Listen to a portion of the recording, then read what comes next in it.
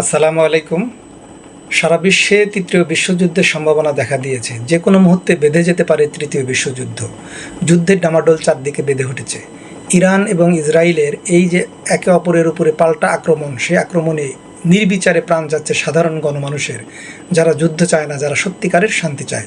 কিন্তু যুদ্ধ চায় যে সমস্ত পলিটিক্যাল লিডাররা, তাদের জন্য আজ পুরো বিশ্বেই অশান্তির দাবানল জ্বলে উঠেছে। মার্কিন যুক্তরাষ্ট্র ফুসলিয়ে সারা বিশ্বে যেভাবে আক্রমণাত্মক ভঙ্গি নিয়ে কাউকে না কাউকে উস্কিয়ে দিয়ে পরবর্তীতে তারা সেই রাষ্ট্র দখলের জন্য যে আক্রমণ চালায়, সেই যে আফগানিস্তানের পুরো যে ভঙ্গিতে তারা আক্রমণ করেছিল এবং ইতিপূর্বে ইরাককে যেভাবে তারা ধ্বংস করেছে, একই স্টাইলে এই জায়নবাদী ইসরায়েলকে দিয়ে প্রথমে ফিলিস্তিনের উপর আক্রমণ, ফিলিস্তিনের শিশুদের গণহত্যা এবং ফিলিস্তিনের মুসলমানদের যে স্বাভাবিক অধিকার, তাদের যে বসবাসের অধিকার, তাদের নিজস্ব বাড়িঘর থেকে উচ্ছেদ করার যে হীনপ্রয়াস তারা চালিয়েছিল, একই প্রক্রিয়ায় ঠিক তারা ইরানের উপরেও আক্রমণ চালাচ্ছে। তাই পুরো বিশ্ব আজ দুইটি শিবিরে বিভক্ত হওয়ার সম্ভাবনা দেখা দিয়েছে।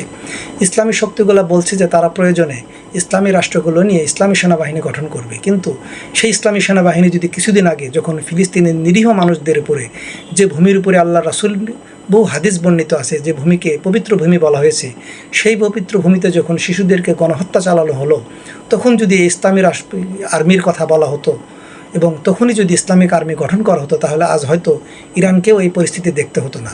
সবাই সবার স্বার্থ নিয়ে ব্যস্ত। স্বার্থের বিষয় যখন আসে, তখন বিভিন্ন ধরনের হাদিস, ইজমা, কিয়াস, তখন তারা বিভিন্ন ধরনের ফতোয়া বিতরণ করে।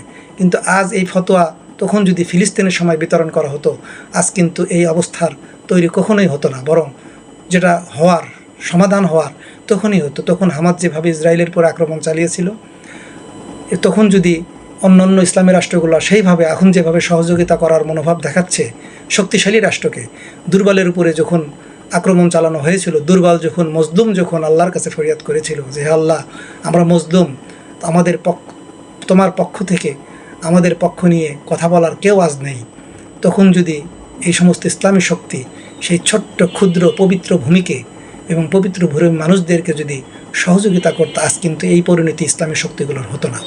যাই হোক, তবুও বলবো যে ইসলাম ঐক্যের ধর্ম, বুনিয়ানুম মারসুস। আল্লাহ তাআলা কোরআনে বলেছেন যে সীসা গলানো প্রাচীরের ন্যায়। এই সীসা গলানো প্রাচীরের ন্যায় ইসলামী শক্তিগুলো যখন ঐক্যবদ্ধ হবে, যখন এই বাংলাদেশের এই ওয়াজ মাহফিলের মধ্যে যেরকম ওরে চিটার, ওরে বাটপার, এক ইসলামী দল আর এক ইসলামী দলকে দেখতে পারে না, এক মুসলমান আর এক মুসলমানকে ঘৃণা করে, তারা দল মত রাজনীতি বিভিন্ন বিষয় নিয়ে যখন খুব ব্যতিব্যস্ত, তখন ইহুদিবাদী, জায়নবাদী এবং অন ইসলামিক শক্তিগুলা বিজ্ঞান জ্ঞানের সুদূর প্রসারী চিন্তাভাবনা করে তারা যুদ্ধের জন্য নানান ধরনের প্রস্তুতি নিয়ে পারমাণবিক বোমা আবিষ্কার করে তারা পুরো বিশ্বে ছড়ি ঘোরাচ্ছে।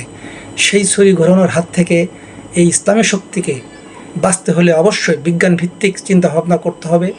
মনুষ্যত্বের আলোকে, মানবিকতা নিয়ে বিজ্ঞান ভিত্তিক যে চিন্তা চেতনা ইরান পোষণ করে, তারা বিজ্ঞানের যে উৎকর্ষ সাধন করার জন্য, পারমাণবিক বোমা আবিষ্কার করার জন্য যে চিন্তা চেতনা নিয়ে তারা কাজ করে যাচ্ছে, ঠিক একইভাবে পুরো ইসলামী শক্তিগুলোকে ঐক্যবদ্ধ হয়ে যদি আজ এই যুদ্ধে তারা টিকতে না পারে, তাহলে পরবর্তীতে কিন্তু টার্গেট হতে পারে পাকিস্তান, আফগানিস্তানের মতো আরও অন্যান্য ইসলামী রাষ্ট্রগুলো। তাই আসুন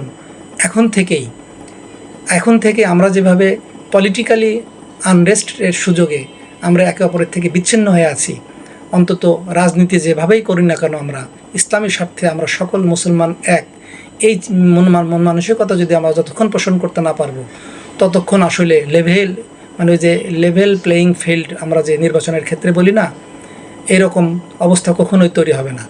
যখন ইসলামী শক্তিগুলো অন ইসলামিক শক্তিগুলোর পাশাপাশি সমান শক্তি অর্জন করবে এবং তারা যেভাবে ঐক্য পোষণ করে, ঠিক একইভাবে যখন ইসলামী শক্তিগুলো ঐক্যবদ্ধ হবে, ঠিক তখনই লেভেল প্লেয়িং ফিল্ড তৈরি হবে এবং তখন পুরো বিশ্বে একটা শান্তির সুবাতাস বইতে থাকবে। তাই আসুন আমরা ঐক্যবদ্ধ হই, যেভাবে আল্লাহ তাআলা ঐক্যবদ্ধ হতে বলেছেন, যেভাবে আল্লাহ তার রজ্জুকে আঁকড়ে ধরে থাকতে বলেছেন, ঠিক সেইভাবে পুরো বিশ্বের মুসলমান এবং ইসলামী শক্তি আল্লাহর রজ্জুকে ঐক্যবদ্ধভাবে ধারণ করে আসুন আমরা এক হই। এখনও সময় আছে, এখনও আমাদের সময় আছে।